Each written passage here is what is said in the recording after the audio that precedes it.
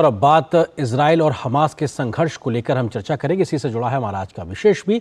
Israel Hamas संघर्ष गहराता संकट, क्योंकि 10 दिन हो गए हैं और लगातार संकट गहराता जा रहा है और अपने आप में स्थितियां सही हों, सही दिशा में जाएं, इसका एक जवाब मिलता नहीं दिख रहा है। इस विषय पर बात करने के लिए मेरे साथ इस वक्त खास मेहमान lieutenant general retired Sanjay Kulkarni ji, पूर्व डीजी रहे इन्फेंट्री के। सर, बहुत स्वागत है हमारे साथ जुड़ने के लिए।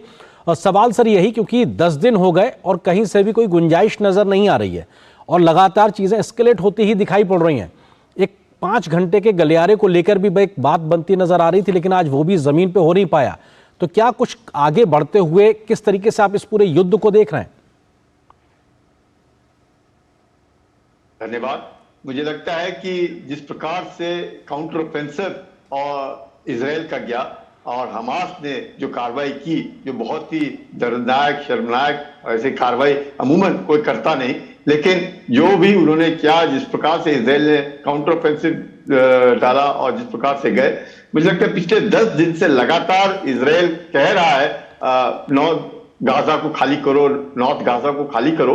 अपने टैंकों का उस पर भरमार लगा रखा है, बख्तरबंद गाड़ियां हैं, अपना aircraft, fighter aircraft, F-15, F-16, F-35, drone, artillery से वो दबा करके गाजा पट्टी में फायर कर रहा है। और जिस प्रकार से गाजा का जो हाल है आज, बहुत बुरा हाल है। लेकिन जो ग्राउंड ऑफेंसिव है वो जाने में अभी तक थोड़ी सी देर है। बार बार वो समय जरूर दे रहा है इजराइल कि 5 घंटे में खाली करो, जाओ, लेकिन जो रफा है, वो जो चेक पॉइंट है, वहां से इजिप्ट किसी को आने नहीं दे रहा है, क्योंकि उनका ये मानना है कि ह्यूमैनिटेरियन ग्राउंड के ऊपर इजराइल कम से कम गाजा पट्टी में खाने पीने का जो सामग्री है वो जाने दे।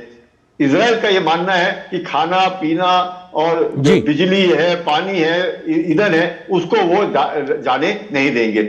ऐसी हालात में अब हम देख रहे हैं कि हिजबुल्लाह के साथ भी लेबनान के वहां फ्रंट खुल गया है। ईरान भी बार बार धमकी दे रहा है कि अगर आप गाजा पट्टी में जाएंगे तो जो युद्ध का दायरा है वो बढ़ जाएगा। अमेरिका जो है उसके जो पोत है, चाहे वो आइजनहावर है, चाहे गेरल्ड है, वो भी मेडिटेरियन सी में आ गए हैं। यूके का भी कैरियर पोर्ट उधर पहुंच गया है। तो ये सब को देखते हुए लग रहा है, मुझे ऐसे लग रहा है कि दबाव बनाया जा रहा है इजराइल के ऊपर भी और हमास के ऊपर भी। ये आप जो कम से कम जो होस्टेजेस हैं, चाहे 100 हैं, 150 होस्टेजेस हैं, उनको अगर वो वापस तुरंत कर देते हैं, मुझे लगता है कि कहीं ना कहीं हद तक समस्या जो है वो हल हो सकती है। क्योंकि हमास जो है उसने तकरीबन तौलिया, मैं कहूंगा कि डाल दिया है। उसको मालूम है कि अब बहुत भारी नुकसान हुआ है। और चाहे सुरंगें जो हैं, जो गाजा में जो सुरंगें हैं, सर मैं आऊंगा इस सुरंग वाले मसले पे, क्योंकि ये बहुत महत्वपूर्ण मसला है। हमारे साथ में दूसरे खास मेहमान भी जुड़ गए हैं, अरविंद गुप्ता जी, पूर्व वरिष्ठ राजनयिक और पूर्व डिप्टी NSA रहे। सर, बहुत स्वागत है हमारे साथ जुड़ने के लिए। सर, आपसे समझना चाहेंगे, क्योंकि जहां एक तरीके से टैक्टिकल प्रेशर तो दिखाई पड़ रहा है, लगातार कोशिश हो रही है, इजराइल भी लगातार लगा हुआ है, हमास की ओर से भी हमले हो रहे हैं, लेकिन अरब वर्ल्ड की ओर से या कहा जाए अमेरिका की ओर से भी लगातार बयान भी आ रहे हैं और अपनी तरफ से बातें भी रखी जा रही है। आपको हलचल जो हो रही है किस तरफ जाती दिखाई पड़ रही है? क्या ये एक सुलह के रास्ता की ओर कहीं आगे बढ़ सकता है? लेकिन क्या ये बात इतनी बिगड़ गई है कि अब एक लंबा एक संघर्ष कहीं ना कहीं देखने को मिलेगा?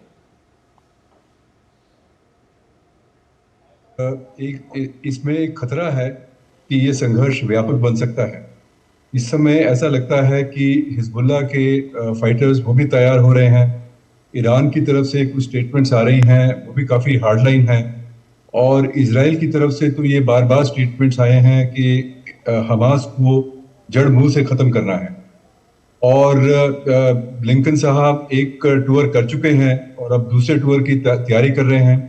और ऐसा लग रहा है कि अभी कुछ ऐसी अटकलें लगाई जा रही हैं कि शायद प्रेसिडेंट बाइडेन भी इजराइल जाने की तैयारी कर रहे हैं। हालांकि इस बात की भी पुष्टि नहीं हुई है। और उधर कई विश्व के नेता एक दूसरे से बात कर रहे हैं।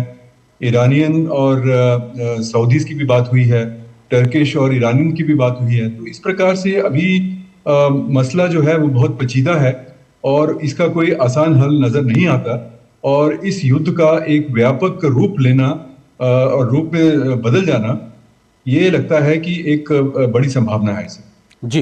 जनरल कुलकर्णी, किस तरह से आप जिस बात का जिक्र कर रहे थे सुरंगों का, क्योंकि उस पूरे इलाके में एक तरीके से सुरंगों का जाल है, इस बात को लेकर लगातार खबरें आती रही हैं, क्या यही एक बड़ी चुनौती होगी जब इजराइल जमीनी लड़ाई को लेकर जो एक तैयार नजर आ रहा है, अगर वो आगे बढ़ेगा उन सब चीजों से कैसे निपटेगा, तो क्या ये एक बड़ी चुनौती के तौर पर इजराइल के लिए होगा?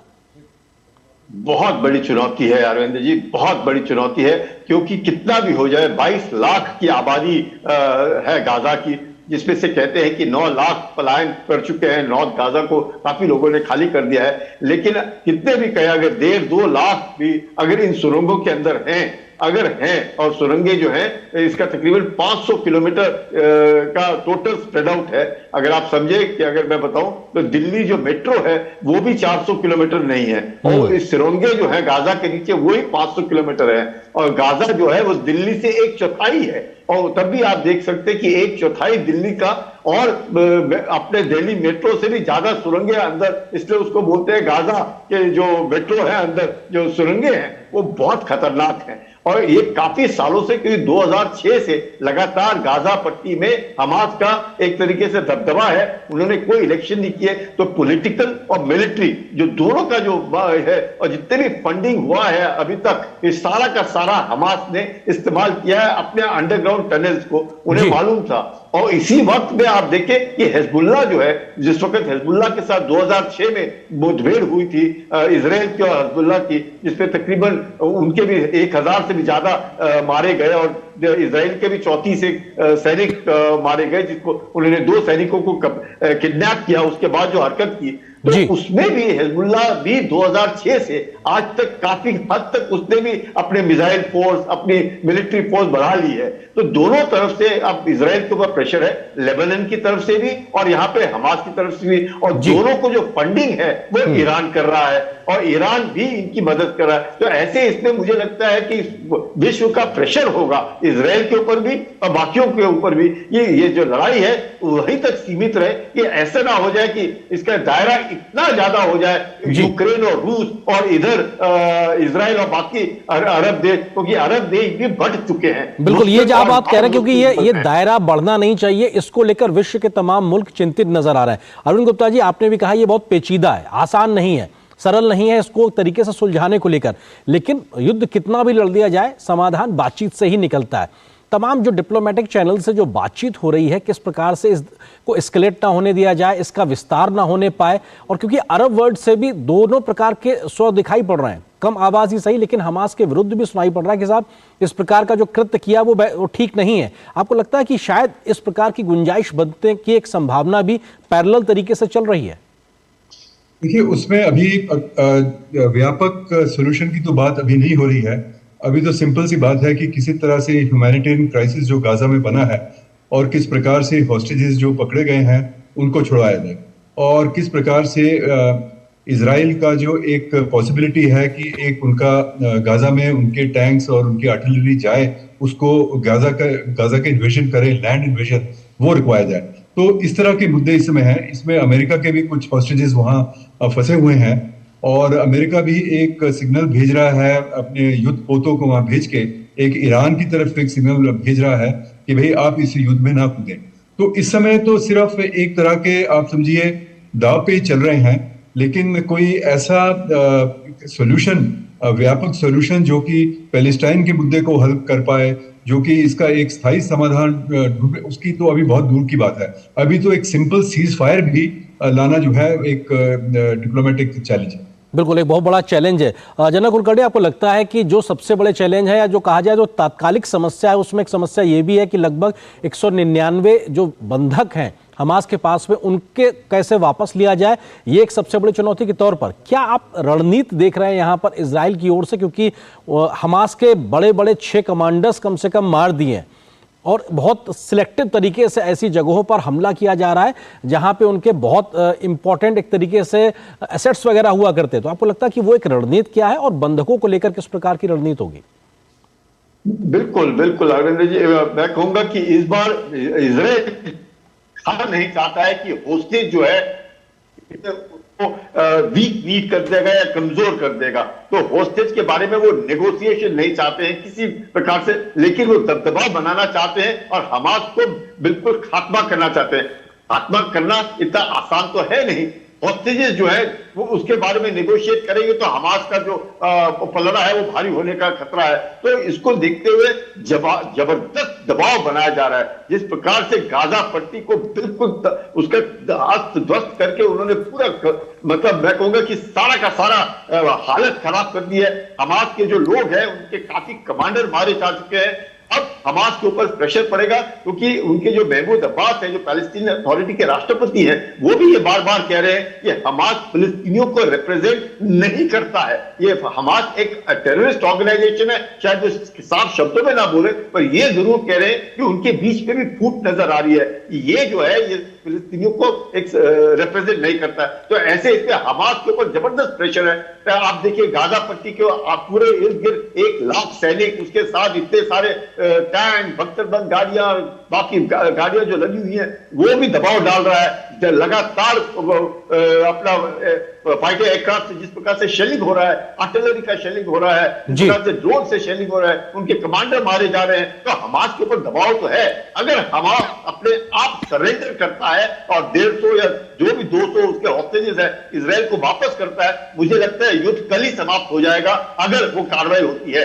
अगर ये सोच करके हमास लगा हुआ है कि हम तो इजराइल को रिकॉग्नाइज नहीं करेंगे, हम तो इजराइल अस्तित्व नहीं रखेंगे और इजराइल ये कहेगा कि हम हमास का अस्तित्व समाप्त करके छोड़ेंगे, तो ये दोनों जो स्टैंड है मुझे लगता है बहुत मुश्किल है। क्योंकि हमास को खत्म करना एक तो सोच है और दूसरा लोग है, बहुत मुश्किल होगा क्योंकि वो भी पिछले 16 साल से गाजा पट्टी में अपना रूल कर रहा है। तो दोनों के लिए मुश्किल है। हमास अभी प्रेशर में है। जी अरविंद जी, आपको लगता है कि हमास और फलस्तीन एक ही नहीं है या पूरी तरह एक नहीं है? इस बात को समझने की जरूरत है। इस पूरे युद्ध को एक धार्मिक रंग देने की कोशिश की जा रही है, वो भी समझने की जरूरत है।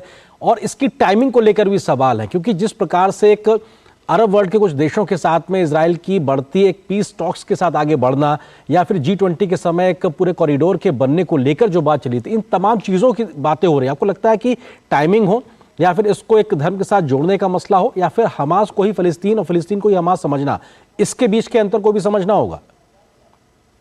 मुझे लगता है कि ये आपने जो 3 फैक्टर्स बताए वो सब ठीक है और मुझे ऐसा लगता है कि ये हमास की एक सोची समझी चाल थी।